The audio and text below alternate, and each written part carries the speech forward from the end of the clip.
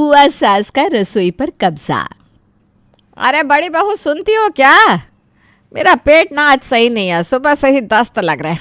ज़रा मेरे लिए मूंग दाल की खिचड़ी बना देना, और हाँ उसके साथ ना खीरे का रायता, सलाद, अचार और पापड़ भी कर देना बहू। माँ जी मैं बहुत बिजी हूँ, अभी 5 मिनट में मेरी मीटिंग शुरू होने वाली है, प्लीज़ आप पिंकी को कह दीजिए ना। अरे पिंकी बहू सुनती हो क्या? ज़रा मेरे लिए मूंग दाल की खिचड़ी बना देना बेटा, साथ में रायता, अचार और पापड़ भी। बस माँ जी 20 मिनट में बना रही हूँ, आज ऑफिस का काम कुछ ज़्यादा हो गया है, एक फ़ाइल मेल करके आ रही हूँ। ये लो काम की नकाज की, दुश्मन अनाज की। एक काम कह दो कि तुरंत बहाना लगा देती है ये दोनों। मैं जब बहू बन के आई थी घर का काम करती, फिर भैंस का गोबर करती, फिर खेत का काम करती, तब पर भी जी शांति से रहने नहीं देती थी। और एक ये लोग है, सुबह बस 5 आलू की कचौरी खाई थी, दोपहर के 12 बज के 8 बार दस्त जा चुकी हूँ, पेट एकदम खाली है, पर अब तक खाना नसीब नहीं है। माँ जी ये लीजिए आपकी खिचड़ी बन गई।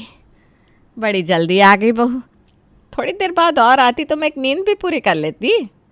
सॉरी माँ जी, वो आजकल ना काम कुछ ज़्यादा ही बढ़ गया है।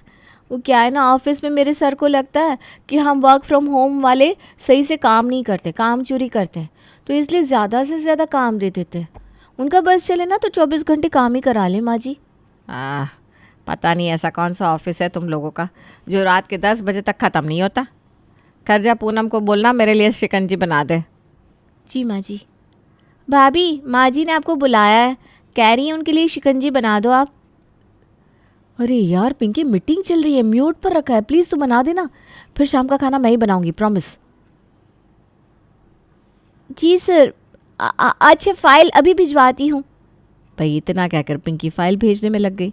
वो भूल गई कि उसकी माँ ने शिकंजी भी बनाने के लिए कहा है। आधे घंटे हो गए शिकंजी का रास्ता देखते देखते। कहने को दो बहुआ है, पर कोई बीमारी में भी दवा दारू नहीं देने वाला। ऑफिस का काम तो ऐसे करती है जैसे खेत में हल जोत रही हो, जो ज़रा सा भी समय नहीं निकाल पाती। अरे माँ क्या बड़बड़ा रही हो अकेले में? अकेले में ना बड़बड़ाऊँ तो क्या करूँ, मुंह पर सच कहूँ तो बहुओं के नाक मुंह फूल जाए। सुबह से 10 बार दस्त जा चुकी हूँ। खिचड़ी को कहा तो 1 घंटे बाद मिली, अब शिकंजी को कहा तो आधे घंटे से इंतज़ार कर रही हूँ बस। अरे माँ 10 बार दस्त बहुत हो गया, मैं अभी आपको दवाई भेजता हूँ, ये शिकंजी वगैरह से पार नहीं पड़ेगी। मुकेश अपनी माँ के लिए दवाई लेने निकला ही था कि तभी सास विमला जी का फ़ोन बज उठा। ये फ़ोन किसी और का नहीं बल्कि विमला की ननद रजनी का था, जिससे पूरा परिवार डरता था। भाजी कैसी हो? 2 बहुएं हैं घर पर आपके, पूरा दिन तो फ्री रहती होगी, ये नहीं कि ननद को एक फ़ोन कर ले। अरे नहीं जीजी, वो समय ही नहीं मिल पाता, बहुएं तो काम करती है ऑफिस का। तो ये लो जी भाजी, ये भी कोई बात हुई भला?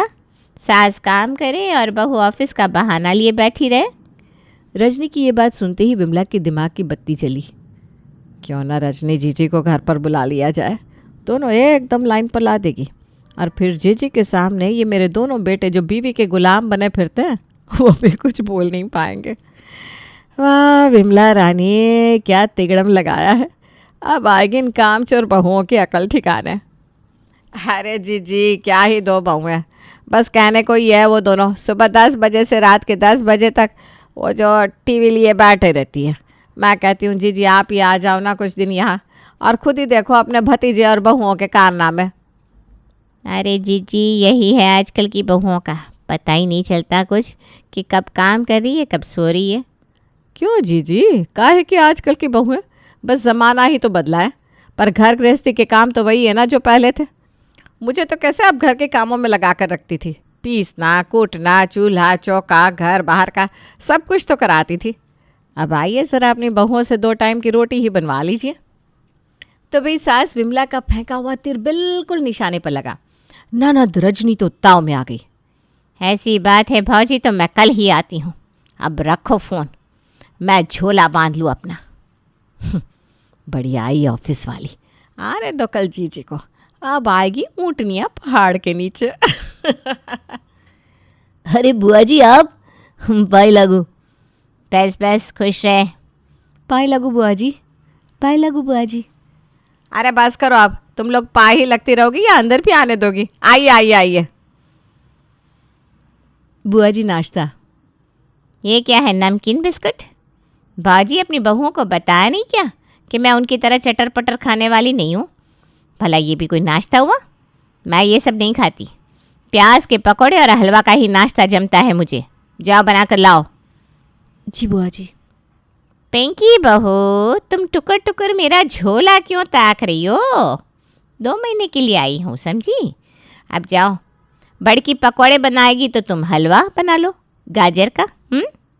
भाभी मुझे तो कई मेल करने हैं, ऊपर से मेरा काम भी बहुत पेंडिंग है। ये गाजर का हलवा, इसमें तो बहुत टाइम लगेगा। तो ये पकोड़े फूंक मार के बन जाएगी क्या? मेरी खुद की मीटिंग है और अभी तक मैंने प्रोजेक्ट को लेकर कोई तैयारी भी नहीं की। क्या खिचड़ी पक रही है देवरानी और जेठानी में? मेरी बुराई कर रही होगी। अरे नहीं नहीं बुआ जी, ऐसी कोई बात नहीं है, वो हम बस करो बुराई मेरी बल्ला से। मैं तो ये कहने आई थी कि खाने में मैं कढ़ी, दाल मखनी, मीठा चावल और रोटी खाऊंगी तो बना लेना।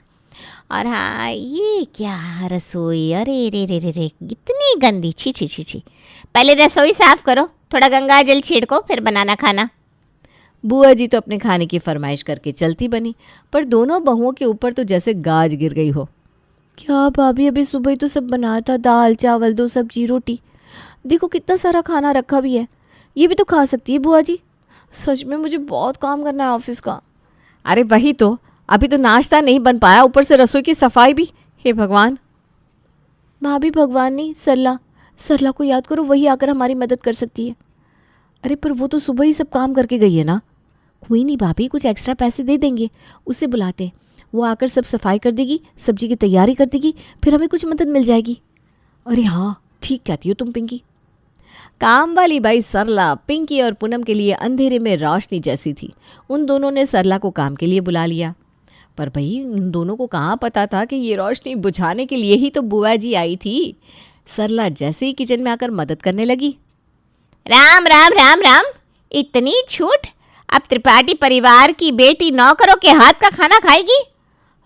अरे नहीं बुआ जी, वो बस बर्तन और साफ सफाई का ही काम करती है, खाना तो हम ही बनाते हैं।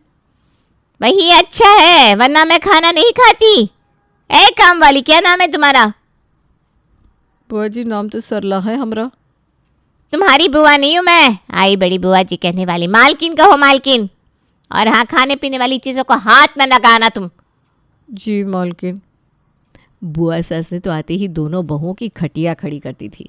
बुआ जी का फरमान सुनते ही दोनों बहुओं ने अपना माथा पकड़ लिया। फिर क्या, दोनों ने जल्दी जल्दी हाथ चलाए और सब नाश्ता खाना तैयार करके बुआ जी को खिलाया। फिर बुआ जी को खाना खिलाकर दोनों बहुएं फुल स्पीड से अपने कमरे में भागी और अपना काम करने लगी।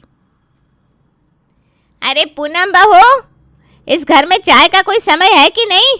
4 बज गए, लेकिन अभी तक किचन से अदरक कुटने की आवाज़ तक ना आई।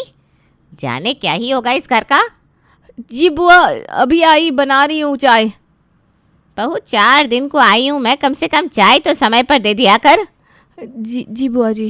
वाह जी वाह, आपने तो वो कर दिखाया जो मैं 2 साल से नहीं कर पा रही थी। अब मेरी ये काम चोर बहुएं या तो सुधर जाएंगी या अपने अपने मायके चली जाएंगी।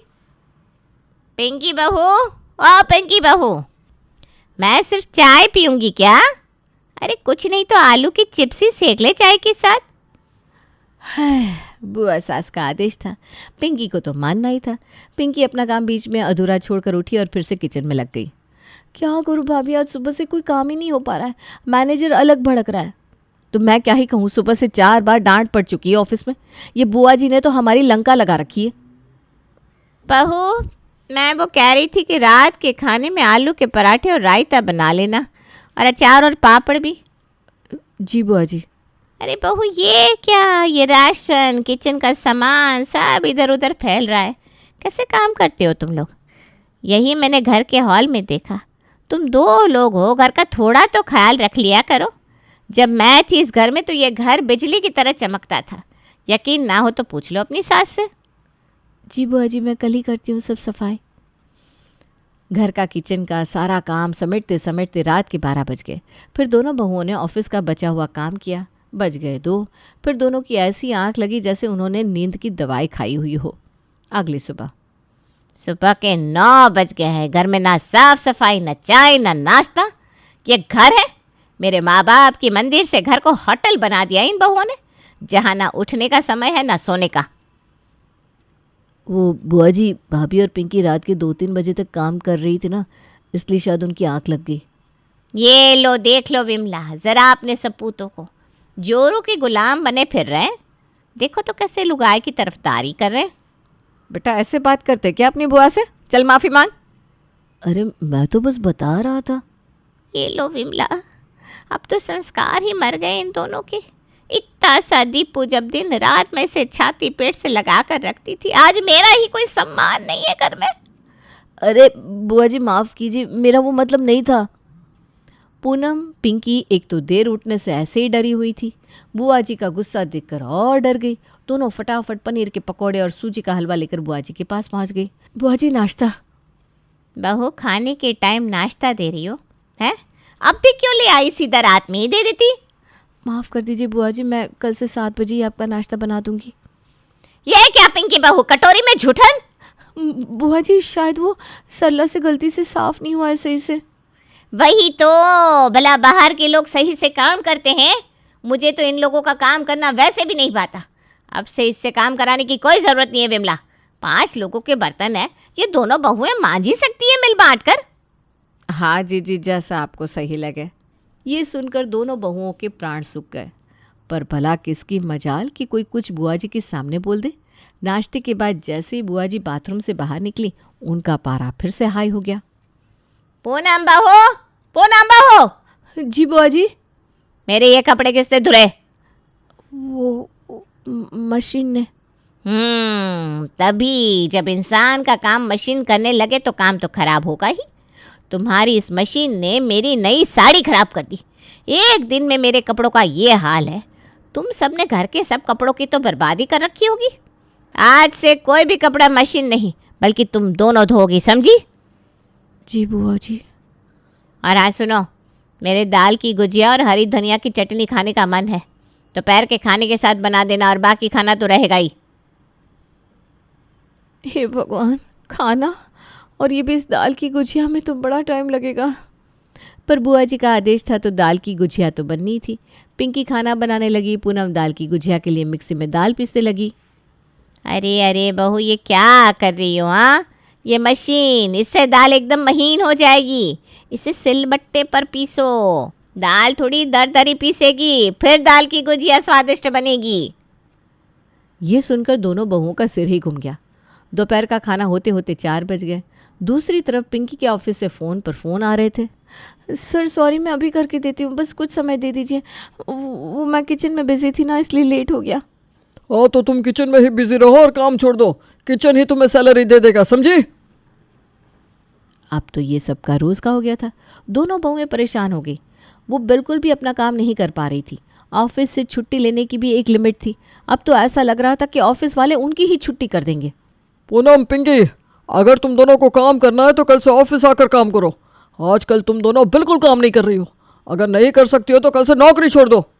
नहीं सर, हम नौकरी नहीं छोड़ सकते, हम आते ना कल से।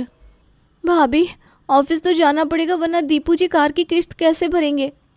हाँ, और घर की EMI भी तो भरनी है। तेरे जेठ जी के अकेले के बस की बात ना है, काम तो करना पड़ेगा।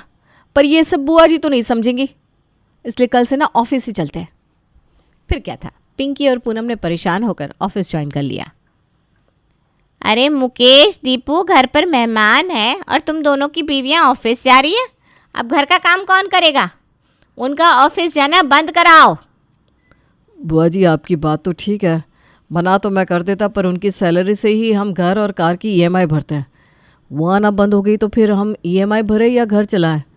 रही बात घर के कामों की तो सरला को वापस बुला लीजिए। काम वाली तो नहीं आएगी। मुझे बिल्कुल पसंद नहीं कि मेरे घर में ये बाहर के लोग आकर गंदा संदा काम करें और दरिद्रता फैलाएं। फिर क्या था, ये सुनकर जैसे सास विमला को सांप सूंघ गया। वो दबे पांव वहाँ से खिसकने लगी कि तभी, अरे भौजी, बहुएं तो गई कमाने, पर इसका मतलब ये तो नहीं कि मैं खाना नहीं खाऊंगी। जाओ मेरे लिए कुछ खाने को ले आओ। अब जीजी वो बहू सैंडविच और पराठा सब्जी बनाकर रख कर गई है, वही ले आती हूँ। बिल्कुल नहीं, मैं मैदा वैदा नहीं खाती, मुझे गैस हो जाती है। और इतनी सुबह सुबह पराठा, बिल्कुल नहीं। जाओ मेरे लिए गोभी के पकौड़े, अदरक की चाय और बेसन का चीला बना कर लाओ। और हाँ, अभी से बता रही हूँ, दोपहर के खाने में सरसों का साग, बेसन की रोटी, रायता और खीर खाऊंगी, तो ये सब की तैयारी कर लेना। हे भगवान, ये जीजी का पेट है या कुआं, बिल्कुल भी नहीं बदली, अब भी पहले की तरह ही खाती है। पहले तो मैं बना के खिला देती थी, जवानी का शरीर था, पर इस बुढ़ापे में इतनी देर किचन में खड़ा भी नहीं हुआ जाएगा। पर क्या करूं, बनाना तो पड़ेगा, वरना जीजी पूरी रिश्तेदारी में कलेश कर देगी कि माँ बाप नहीं है तो भूखों मार दिया भाई भौजाई ने। अब क्या था, सास विमला सुबह से शाम तक घर के कामों में लगती, घर की सफाई, कपड़े, खाना, और फिर जब सोने के लिए बिस्तर पर जाती तो भी बुआ सास उसे अपने पैर दबाने लगा देती। हे भगवान, कमर टूट गई। बहुएं थी तो कम से कम खाना, साफ सफाई भी करती थी और पैसे भी कमाती थी। मेरी बेवकूफ़ी की वजह से अब मुझे सब करना पड़ रहा है। हे राम, कोई तो जीजी को उनके घर छोड़ाओ। भाजी, भाजी, तुम्हारे जीजा का फोन आया है, कह रहे हैं सरहज के घर ही होली कर आना। वाह, अब तो खूब रंग खेलेंगे साथ में और पकवान खाएंगे। क्या? हे राम, बेड़ा कर गए। तो भाई इस तरह होशियार सास विमला अपनी ही जाल में फंस गई। कहाँ वो पूरा दिन बेड पर बैठकर 3 टाइम मस्त खाती थी, अब 18 घंटे काम में लगी रहती है। वो कहते ना, जो दूसरों के लिए गड्ढा खोदता है उसमें खुद ही गिर जाता है।